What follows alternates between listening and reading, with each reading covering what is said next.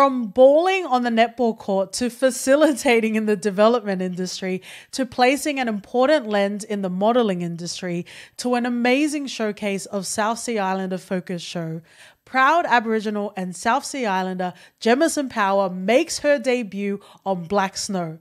Compelling, vulnerable, and enigmatic. Jemmason Power, thanks, fam. thank you so much, and that welcome was the to the For Your deadliest Authentic introduction podcast. I've ever received, and it's now going to be ingrained in my brain.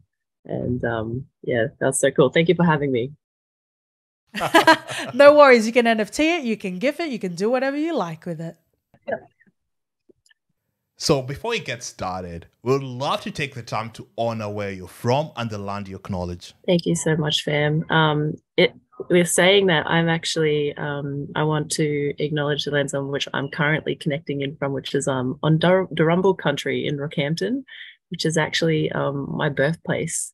So that's like super special. And it just so happens that I'm here with family for a little bit of an early break, early holiday. So it's really special that I get to connect with you on my birthplace in Darumble country. So, and I just want to, acknowledge my elders, past and present, and,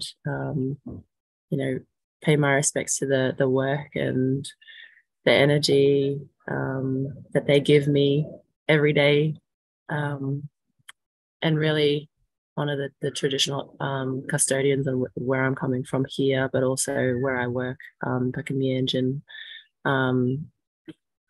because without country, we have nothing, and we are nothing. So, honoring and respecting the people who've gone before us in order for me to do what I do today. So I really appreciate you guys for just allowing space for us to take time to give honor where honor is due. Yeah, absolutely. We're currently recording on Wongal country. I hail from the islands of Tonga, if you would like to acknowledge your lands. And I'm from Kenya. Sadly.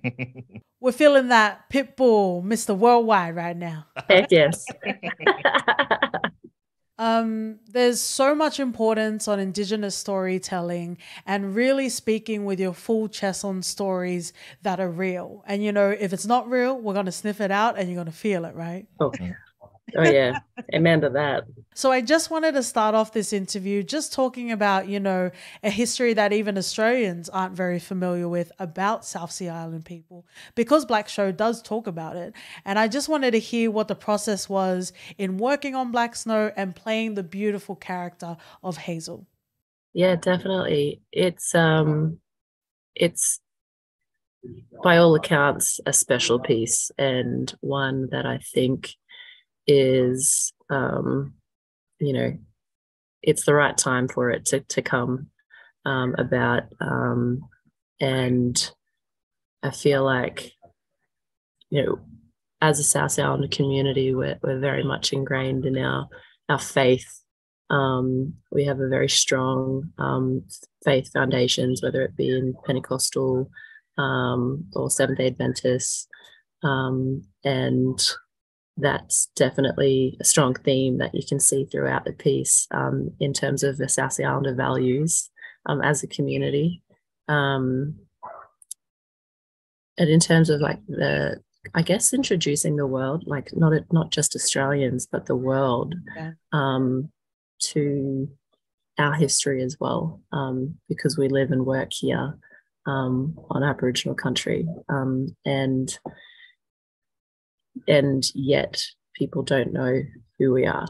And so we're often referred to as the forgotten people. And when we say referred to, we refer to, like, that's what our aunties explain our communities as. Auntie Marion Healy, who was the cultural advisor and who actually led all of our cast and crew on a cultural immersion for this production. That's what she would refer to us as the forgotten people. And as all of our cast and crew were able to go through this learning experience, they were able to really actually sit with that, just those words, because words have meanings, and the meanings that we place on words have power to them. And so for people to realize that, yeah, we are a people that are here in Australia and who had a massive, massive impact on, you know, the sugar and cotton industry. And that's the flourishing industry that we see today. That's off the backs of our people. And so to be a part of this project that speaks to that in a way that's tasteful and entertaining, and thought-provoking, and it has all the things all bottled up in it. And you know, I think it's just a really exciting and beautiful piece to be a part of, not just the end product, you know, this gripping 6-part series of a whodunit. Like, who doesn't like a whodunit series? But also the underlying themes and just these beautiful, I call them Easter eggs, or golden nuggets, whatever you want to put to that you get to discover along the way. So I think I'm really excited about that, for people to discover our history whilst just being entertained, I suppose, you know, as storytellers too. I think something that's also important that's explored in the show is we've got this history again no one's talking about, but then there's also recent histories that are happening as well, you know, like using Pacific bodies for labor. Can we talk about it? It's time to talk about it. It is, and it's so true. Hey, you know, I hope that this show does that for people. You know, starts getting people to ask the question, did this really happen? And for people to actually do their own homework and go, wait, is it still happening? Is this still a thing? And that being an invitation for everyone to go along the journey together, and it not be something that divides people but brings us together, as a nation, and as this beautiful you know, mix of communities coming together. Like, we have to embrace that if we're going to kind of move together as one. And yeah, let's talk about it, fam. I'm here for it. You know, I'm here for it. I think that's really cool. DMs have time. We've always got time. Yeah, but I think that's really cool how I get to, I guess, embody that through Hazel. I'm naturally, and I think people find this out really quickly, is that, like, I'm naturally like this bubbly, like, you know, kind of happy-go-lucky person. But I wrestle with a lot of hard stuff, as well as an Aboriginal and South Sea Islander woman, and a mother, and a sister, and a daughter, and all those things, those responsibilities and those complexities that come with it. I was really excited to bring all of that into this character that is Hazel, which is kind of scary too, because she's intense. And but that's the thing. The truth of the matter is she's been through it. And I was really, really,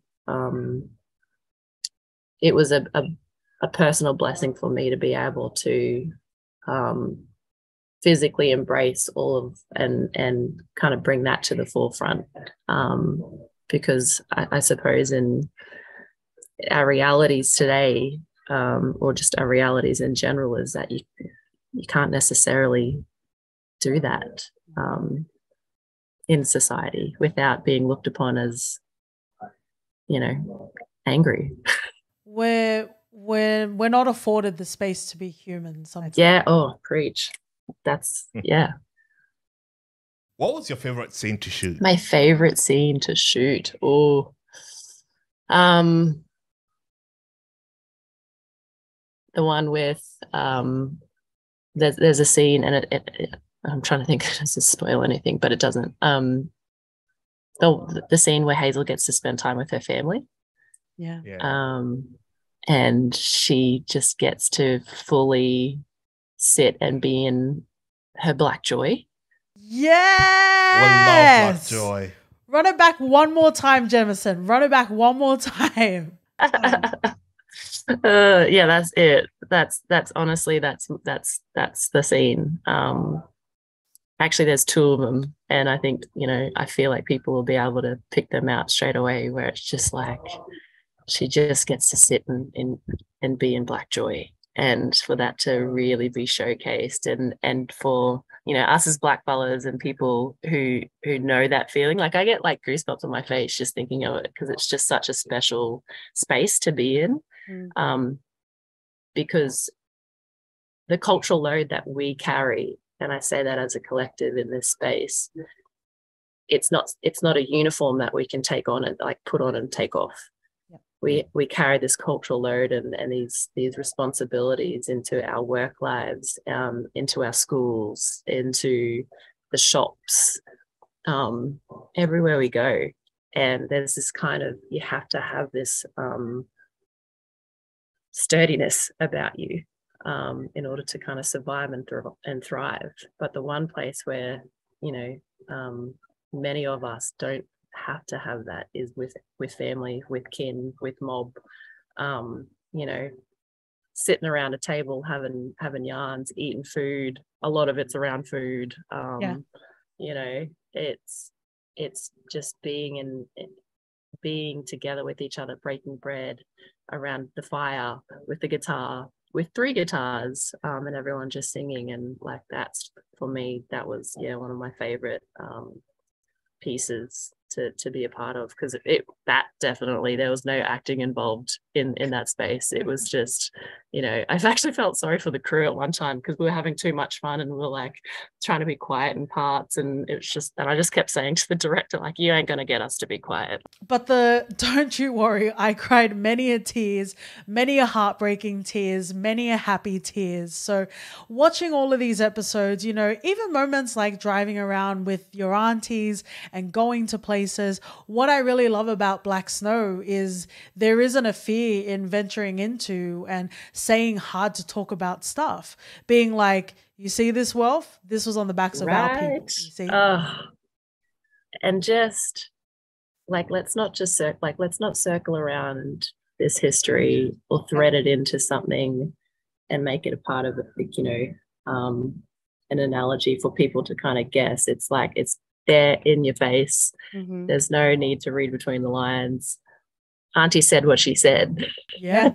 I love that. I love the freedom that this gave our aunties and our matriarchs in this piece to just speak their truth, speak our truth in such a beautiful way. Yeah. Even if you don't want to hear the truth, right? Having spoken of Easter eggs and nuggets, was there something specifically South Sea Islander that they'll look at and be like, yeah, that's a nod to the community? Oh my goodness. Oh man, I think it's like every episode you'll find something in there, whether it's like, like, make sure you're home before those street lights get on. Otherwise, best believe you're going to be in trouble, fam. The love and the fierce protectiveness of our parents, the fierce protectiveness. I've got an amazing mum and dad, and there's so many things where, like, Hazel's dad, and even in the 1994 period, where they're so proud too. They're so proud of their children's achievements, and it's like, yeah, that's us to a T. But even with our hair, oh my goodness, I don't even have enough time. I could speak on this for hours. The fact that, like, growing up, we had, like, for me, I had this like innate hate towards my curly hair. Always wanted to straighten it. Always wanted to make it like look like the other girls in my school, just to make it pretty. And so a lot of the dialogue that went on between young Hazel and young Izzy, it was just like, oh, yeah, don't you know it? And then, Glenda telling her, like, don't ruin this beautiful hair. And it's just like, that's right. Like, you tell all those girls, don't ruin it. Getting the iron out and like this, yeah. I kid you not. I've done that in my adult years. When I've gone back home to Bowen and I didn't pack my straightener, and we were like, oh yeah, we're gonna do it. Just like sit there. She's extra crispy today. Yep. Fresh and crispy. Yeah. So yeah, there's heaps, but I think the family connotations and the hair was a massive one, for obvious reasons. But yeah, that I think a lot of us have gone through that stage, and as kids and young adults of just not embracing our hair. And yeah, I'm so glad that it hasn't taken me a whole lifetime to get to the stage where I love my curls.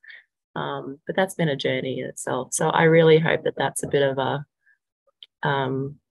love letter to our young ones, to go like, keep those curls, boo.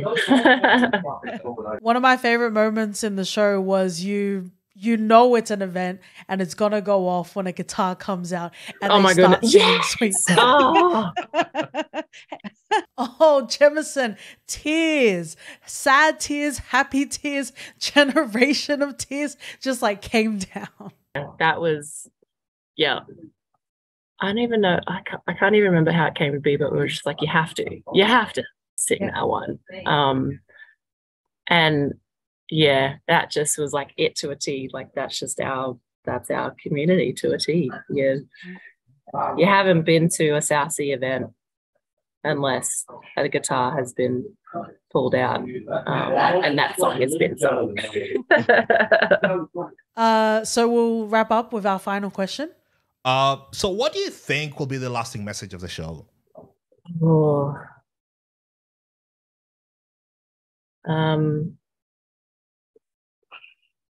There's no way that people will forget who South Sea Islander people are after this show. Through our stories, through our music, through our pain, and through our joy.